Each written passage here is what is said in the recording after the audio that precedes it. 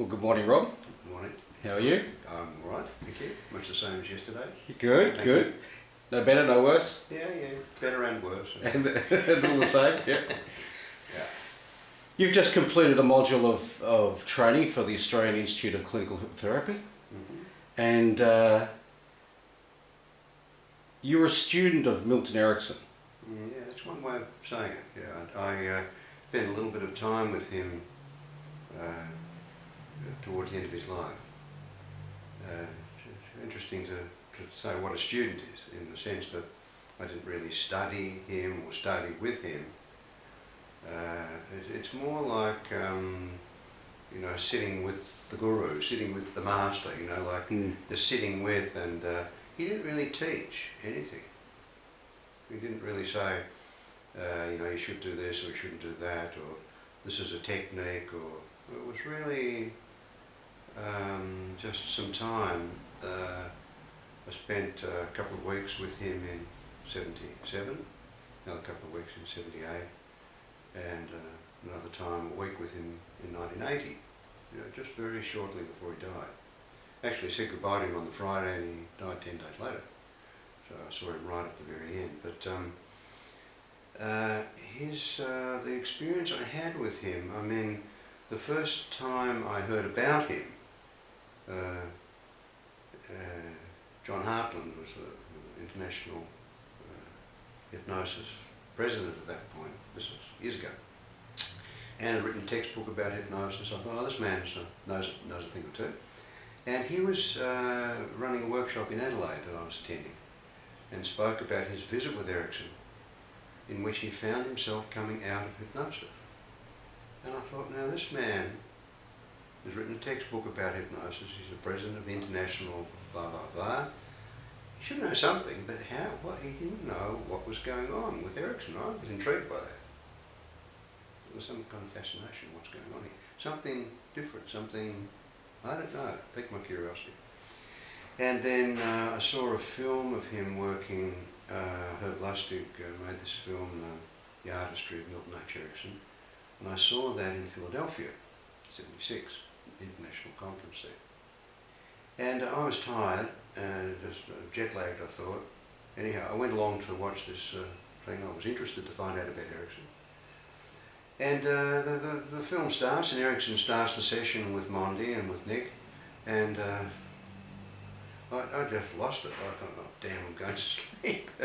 At the end of the first reel, okay, oh damn, I missed that.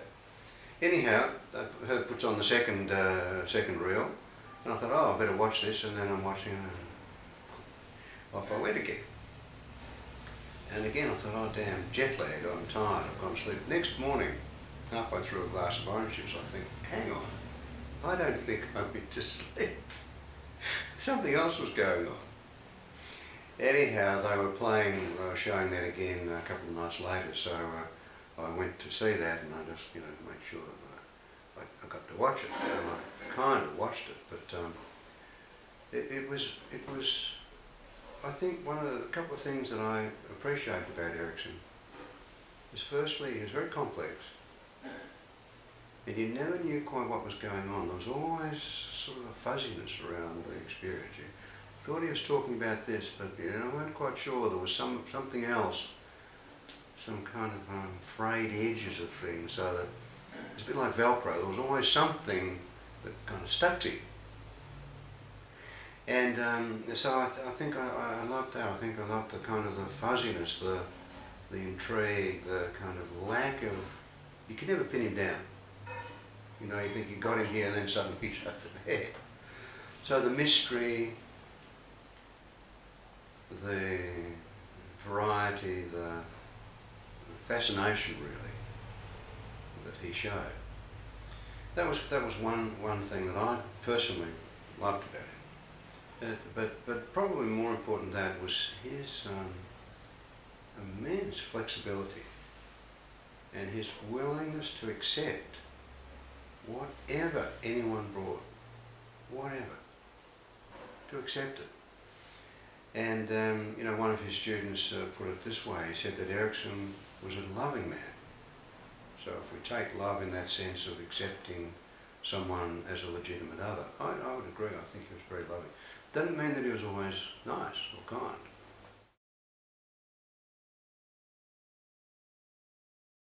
Doesn't mean that he was always nice or kind. You know, he had ways of stirring people up. And I mentioned the other day that, you know, I was there with him, just the two of us, and he said something to me. I don't know what it was. I'm not a violent person at all, but he said something, and I found myself standing over this old cripple, saying, "I feel like punching you." I mean, that's not nice for him to do that to me, or for me to want to do that to him, but that he stirred me somehow. Anyhow, he just looked up calmly and said, "Do you feel like hitting me with your left hand or your right hand?" And of course, by the time I'd worked out how the whole thing had dissipated. And that was another thing, that he really enjoyed what he was doing. He enjoyed his life. He enjoyed people. He enjoyed... he entertained himself.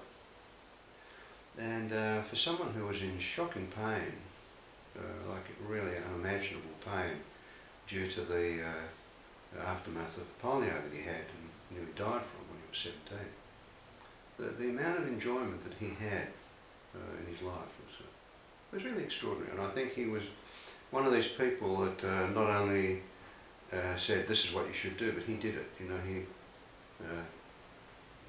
it's a bad metaphor perhaps, but we can say he walked the walk. You know, we should probably say he wheelchair the wheelchair. You know, but he was genuinely appreciative of the variety of the people brought, and an incredible flexibility in being able to meet them wherever they were. And then, you know, as Trencher says, someone's crazy, you meet them in their craziness, then you can bring them back to sanity. And that's exactly what he did. He was a great observer. And I think that a lot of people didn't understand that what he was doing, well, this is my take anyhow, was not trying to fit people into some artificial, overarching psychological theory. He was never interested in a global explanation of human behaviour. He was much more focused on sharpening, increasing our sensitivity to observing people, with the assumption that if we can be more sensitive in observing, we will automatically know how to respond. You know, in the West, we look at something and then we do some kind of abstraction, some kind of theorising, some kind of distance looking at it to explain it. We diagnose it. We diagnose it. We label it. Label it. And then once we've got the diagnosis and the label and the theory about how things interact, we then apply it. You know, Newton said that every body moves in a state of rest, a uniform motion in the same, until intersected with another body. You know, like that's why things happen. You know, planets do this and whatever, billiard balls and so on. There's an explanation. But Erickson wasn't interested so much in the explanation as just observing, oh, when you do this, that happens. So maybe if we keep doing that, the same thing will happen. What can we do differently so that something else will happen? And he would try something.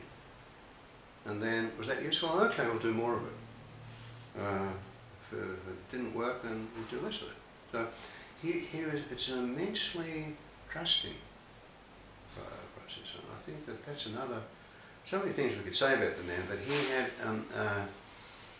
an extraordinary trust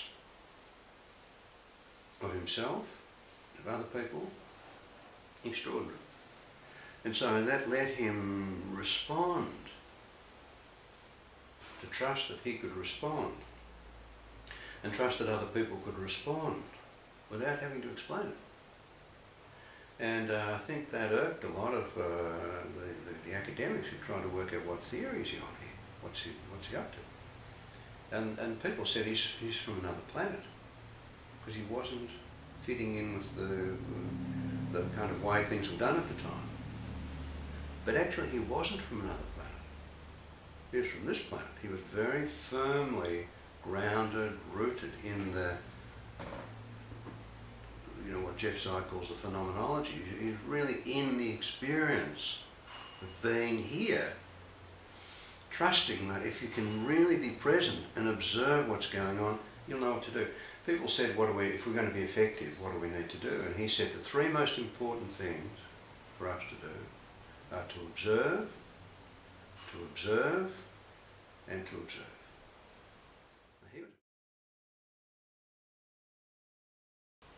He was a great observer.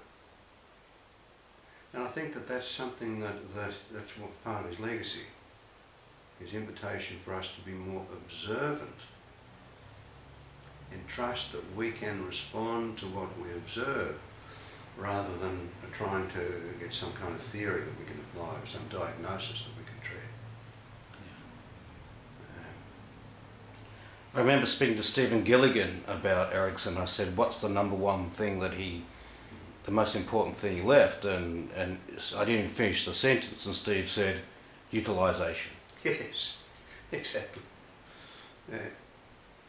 So, I mean, but so you have to observe to be able to utilise. They're the two steps, observe and utilise. Yeah. Like we were talking yesterday about validate and possibility.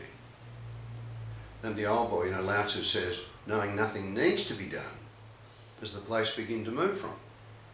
If we can get here, then there's a chance of getting somewhere else. We have to start from here. Yeah. Unlike that Irish joke, you know, when someone gets lost and they say, where are we in? And the local person says, well, they wouldn't be starting from here.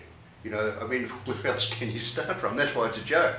Yeah. But a lot of psychological approaches say, I wouldn't be starting from here. You shouldn't be where you are. You have to get somewhere else, then we can start.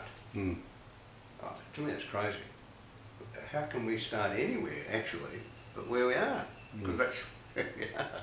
A statement of the bleeding obvious, isn't it? I reckon. Yeah. But it's like any of those kind of bleeding obvious things. Sometimes they're so obvious that we look through them and don't see them. They're just transparent. And that's one definition of genius, is to make the obvious apparent. You know, sometimes the obvious is just not at all apparent. We just don't see it. Yeah. Until we do. Yeah. Rob McNeilly, thank you very much. Thank you. Good.